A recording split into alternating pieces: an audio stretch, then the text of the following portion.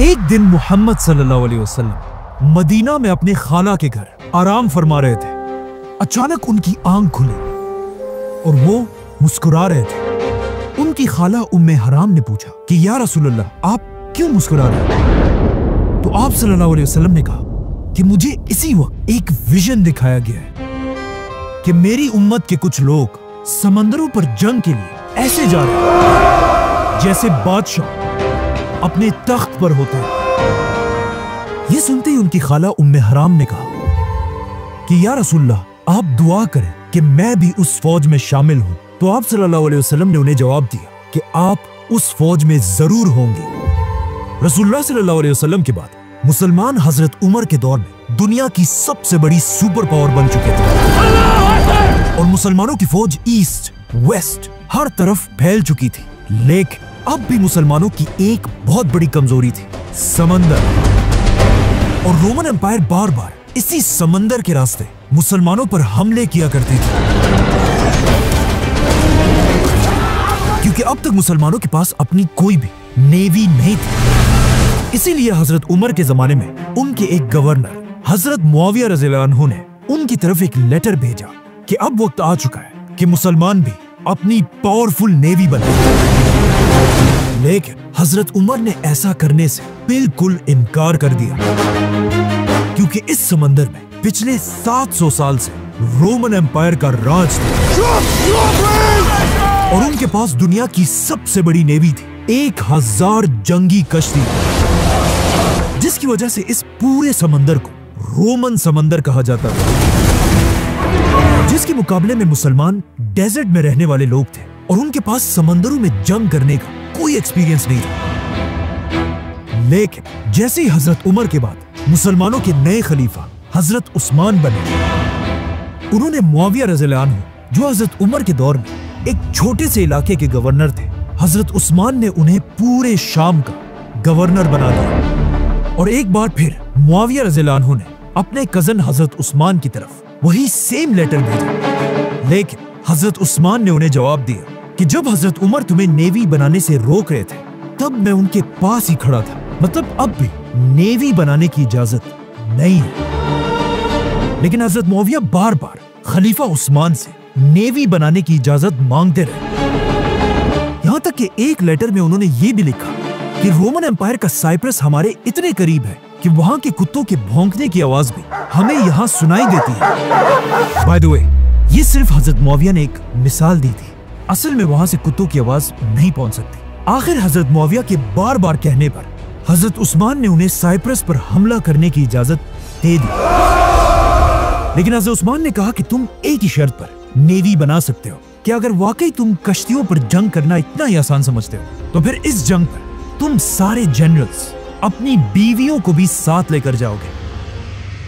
मुआविया रज़ियल्लाहु अन्हु ने खलीफा उस्मान की ये शर्त कबूल की और इस्लाम की पहली नेवी बनाने का हुक्म दिया।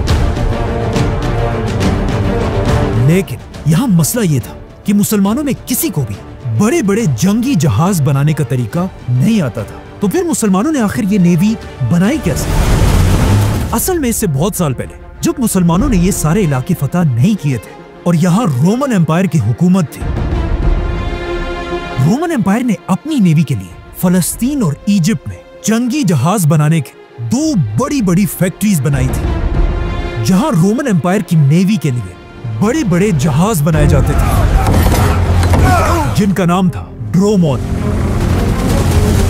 और ये इतनी बड़ी कश्तियां थी कि इनमें एक ही टाइम पे 300 वॉरियर्स सवार हो सकते थे। लेकिन अब जब मुसलमानों ने रोमन एम्पायर से ये सारे इलाके फतह किए, कश्तियां बनाने की ये 2 फैक्ट्रीज भी मुसलमानों के हाथ आई, जो पहले तो मुसलमानों के किसी काम के नहीं थे। लेकिन अब खलीफा उस्मान के ऑर्डर्स पर इन फैक्ट्रीज को दोबारा खोला गया और मुआविया रज़ियल्लाहु अन्हु ने क्रिश्चियन इंजीनियर्स को अपने पास बुलाया कि अब रोमन एम्पायर के लिए नहीं बल्कि हमारे लिए समंदरी जहाज बनाओ। और इस तरह इस्लाम की पहली नेवी तैयार होने लगी। जैसे ही कुछ कश्तियां तैयार हुई तो खलीफा उस्मान के ऑर्डर्स के मुताबिक हजरत मुआविया और उनके जनरल्स अपनी बीवियों को साथ लेकर साइप्रस फतह करने के लिए रवाना हुए। यहाँ एक बहुत ही इंटरेस्टिंग बात यह थी, हजरत मुआविया के जनरल्स में से एक की बीवी का नाम था उम्मे हराम रज़ियल्लाहु अन्हा। ये वही उम्मे हराम थी जिन्होंने आप सल्लल्लाहु अलैहि वसल्लम से कहा था कि या रसूलल्लाह, आप दुआ करें कि मैं भी उस फौज में शामिल हूँ। तो आप सल्लल्लाहु अलैहि वसल्लम ने उन्हें जवाब दिया कि आप उस फौज में जरूर होंगे। जैसे ही मुसलमानों की फौज साइप्रस पहुंची, साइप्रस के सारे लोगों ने मुसलमानों के सामने सरेंडर कर दिया। ये इस्लाम की नेवी की सबसे पहली फतह थी। लेकिन जैसे ही मुसलमान यहां पहुंचे, उम्मे हराम अपने घोड़े से गिरकर शहीद हो गई और यही साइप्रस में आज तक उनकी कब्र है, जिन्हें तुर्की में हाला सुल्तान के नाम से याद किया जाता है। इसके बाद अगले 4 साल तक साइप्रस मुसलमानों के कंट्रोल में रहा। लेकिन 4 साल बाद जब मुसलमानों की नेवी में कश्तियां और भी बढ़ गई, हजरत मुआविया इन सारे जहाजों को लेकर और भी आगे बढ़े और सीधा रोमन एम्पायर के कैपिटल कॉन्स्टेंटिनोपल, इस्तांबुल की तरफ बढ़ने लगे। यहां तक कि कहा जाता है कि मुसलमान रोमन कैपिटल के इतने करीब पहुंच गए कि मुसलमान अपनी आंखों से रोमन बादशाह के किले को देख रहे थे और रोमन बादशाह कॉन्स्टेंस मुसलमानों की फौज को देख रहा था। मुसलमान रोमन कैपिटल पर हमला करने के लिए बिल्कुल रेडी थे, क्योंकि उन्हें पता था कि रसूलुल्लाह सल्लल्लाहु अलैहि वसल्लम की एक हदीस है, जो भी मुसलमान फौज सबसे पहले रोमन बादशाह के शहर पर हमला करेगी उन्हें जन्नत मिलेगी। जैसे ही हजरत मुआविया कैपिटल की तरफ बढ़ने लगे, उसी वक्त उन्हें खबर मिली कि पीछे साइप्रस में मुसलमानों के खिलाफ बगावत हो चुकी है। और ये सुनते ही हजरत मुआविया रज़ियल्लाहु अन्हु रोमन कैपिटल पर हमला किए बगैर ही अपनी पूरी फौज के साथ वापस साइप्रस की तरफ फुल स्पीड रवाना हुए और एक बार फिर साइप्रस को दोबारा फतह किया, लेकिन इस बार तलवारों से। मुसलमानों की फौज को अपनी कैपिटल के इतने करीब देखकर अब रोमन बादशाह और बर्दाश्त नहीं कर सकता था और उसने फैसला किया कि अब मैं इन मुसलमानों को रोमन नेवी की असल ताकत दिखाऊंगा, ताकि इन्हें पता चले कि समंदर में असल जंग होती क्या है। जिसके बाद रोमन बादशाह कॉन्स्टेंस खुद 500 जंगी जहाज ड्रोमोन्स लेकर खिलाफत पर हमले के लिए रवाना हुआ। ये कश्तियां दिन रात सफर करके तेजी से मुसलमानों की तरफ बढ़ रही थी। लेकिन जैसे ये 500 कश्तियां साइप्रस के करीब पहुंची, तो वो ये देखकर हैरान रह गए कि सामने मुसलमानों की 200 जंगी जहाज पहले ही उनका इंतजार कर रही थी, क्योंकि रोमन बादशाह के इस हमले की खबर खलीफा उस्मान तक पहले ही पहुंच चुकी थी और उन्होंने फौरन शाम के गवर्नर मुआविया और इजिप्ट के गवर्नर अब्दुल्ला की तरफ हुक्म भेजा कि अपनी पूरी नेवी को लेकर रोमन बादशाह को रोकने के लिए रवाना हो। और अब ये दोनों जनरल्स मिलकर अपनी 200 कश्तियों के साथ रोमन नेवी के सामने खड़े थे। इजिप्ट के गवर्नर अब्दुल्ला बिन साद की कश्तियां मुआविया रज़ियल्लाहु अन्हु से ज्यादा थी, इसीलिए इस जंग के बड़े जनरल अब्दुल्ला बिन साद थे। जैसे ही मुसलमानों और रोमन्स की नेवी एक दूसरे के आमने सामने हुई, यहाँ पर एक बहुत बड़ा मसला था। समंदर की हवाएं मुसलमानों की कश्तियों के अगेंस्ट चल रही थी और मुसलमानों की कश्तियों को पीछे धकेल रही थी। मतलब अगर जंग शुरू हो जाती, रोमन नेवी मुसलमानों की कश्तियों को तेजी से क्रश कर सकती थी और इन हवाओं की वजह से मुसलमान कुछ नहीं कर सकते थे। ये देखकर मुसलमानों के जनरल ने हुक्म दिया कि सारे कश्तियों के एंकर्स गिरा दिए जाएं और कश्तियों को अपनी अपनी जगह पर रोक दिया जाए। जिसके बाद मुसलमानों के जनरल ने रोमन बादशाह की तरफ एक मैसेज भेजा कि मैं जो कहता हूं, समंदरों पर जंग करने से अच्छा है हम किसी अच्छी सी बड़ी जमीन पर जंग करें। ये बात सुनकर रोमन बादशाह मुसलमानों पर हंसने लगा और उसने अपनी पूरी फौज से पूछा कि हमें क्या करना चाहिए, जिसमें पूरी रोमन फौज नारे लगाने लगी,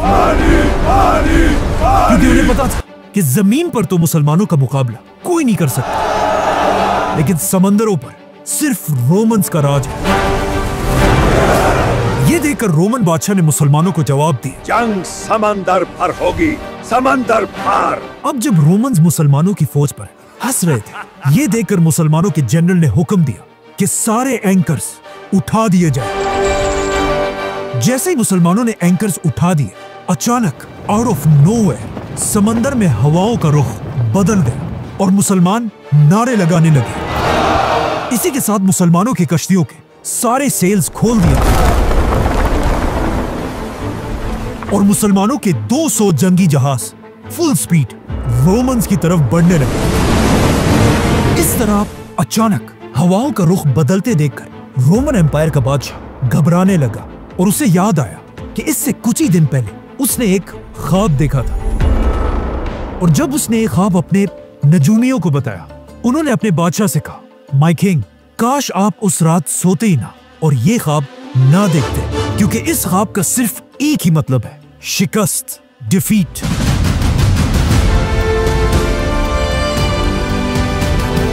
मुसलमानों की कश्तियां तेजी से रोमन्स की तरफ बढ़ रही थी और जैसे ये कश्तियां बिल्कुल एक दूसरे के करीब पहुंची तो ऑफ कोर्स क्या होना था?